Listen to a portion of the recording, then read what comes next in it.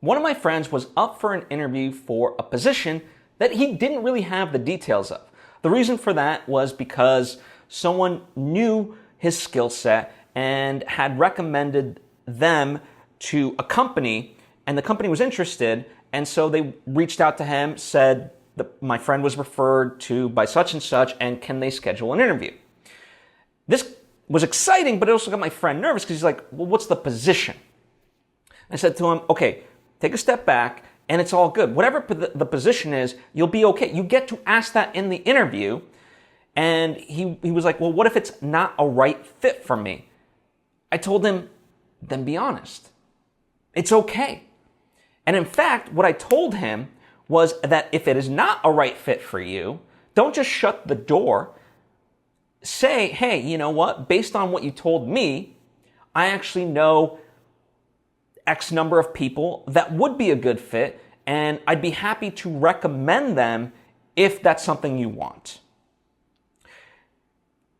And this to me is a big insight that I don't feel like a lot of people consider. In fact, no one I really know about creating true win-win scenarios and a very meaningful way to actually network.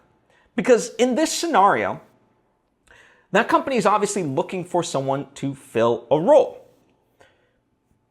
And they would like to do it with the right person.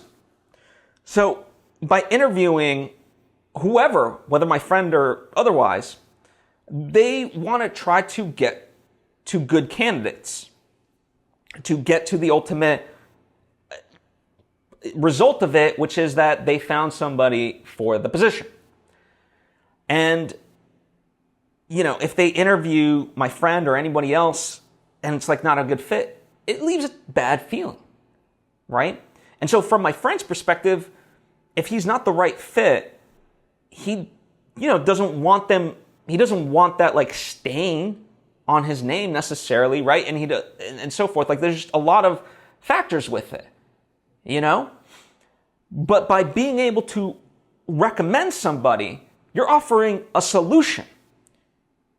Because it still allows the company to walk away from that conversation with like, oh, I got something out of this. It wasn't for nothing. And they could potentially find their person. And let's say they do find their person, right? That you recommended. Now that person that you recommended is grateful to you. The company, certainly the person that interviewed you, remembers you and things like that. It just has a long-term hidden effect that most people don't consider. Like, I think we look at networking as such a very surface level approach to like business, for lack of a better term. But networking is a long game. And to me, it's all about the strength of those connections, those interactions, however brief they may be. But if you recommend someone that will be a rock star for somebody, they will remember you. And also, the person that you recommended will be working with that person. So there's this osmosis, because at a certain point, you imagine they'll talk about you of like, oh, remember when such and such recommended you? Now look how great this is. You're just going to be kind of more top of mind. That's fantastic. And in fact, I think it's a secret weapon that most people don't do and aren't honest about. There's plenty of times I get contacted by, on the freelancing side, would be potential clients, right? Me as the freelancer and them as the client. And I don't necessarily know what they're looking for, much like my friend when he was interviewed for this job position. But I'm someone who loves to help. And so, I let them know that, like, even up front, like, I'm not sure, we'll see, but I'm happy to take the call, schedule the meeting, whatever it is, and see how I can help. And I always frame it like that. And there's been plenty of times where I've said, you know what, this is very exciting what you're doing. I would love to help. I personally, it's a little bit outside my wheelhouse, but I can put you in touch with X, Y, and Z person. Right? And to me, that's just so genuine, so cool, and I love uplifting people. And as that proverbial saying, like, all ships rise with the tide, I'm butchering that quote, but you get what I'm saying. That's what this is. It just shows goodwill. Now, the key caveat to this is, obviously don't do it if you don't have somebody worthwhile to recommend. For me personally, and I know for a lot of other people, I'm sure you want to be impeccable with your word. You don't want to recommend somebody if they're not a right fit. You know, if someone, even if they say themselves they're a graphic artist, but you know that like they're just kind of starting off and the position requires a little bit more, you know, and they're not quite ready for it, or whatever it is, right? Whether it's copywriting, whether it's whatever, right? You think of 800 different scenarios. Make sure that the recommendation is true, because that will have a higher weight. And if you truly don't know somebody, that honesty also has weight. And it's, I don't know, from my perspective, it's kind of cool when people are like, wait, they're almost shocked when they hear my admission that like, hey, I don't think I'm the best person.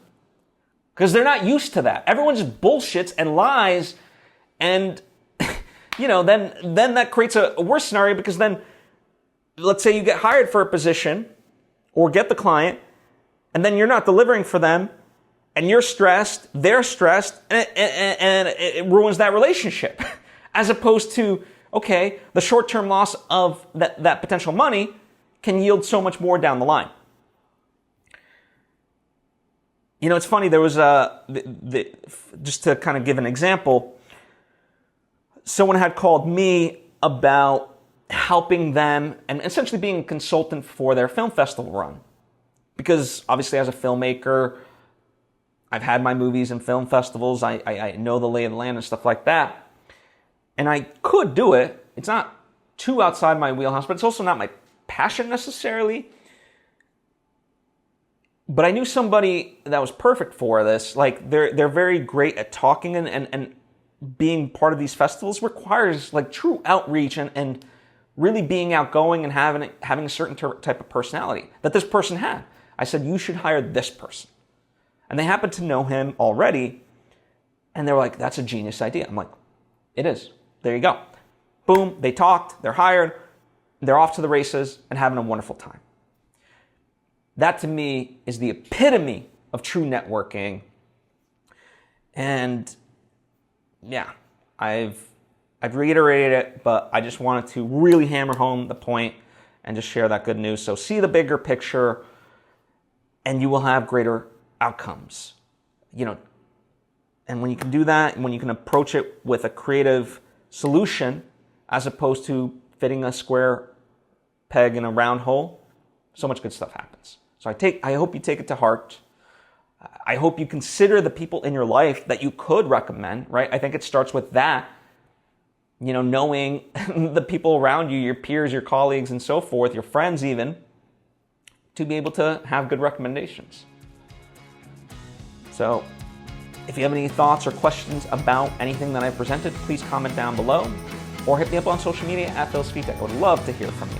As always, thank you for taking the time to tune in. I truly do appreciate it, and I'll see you next time.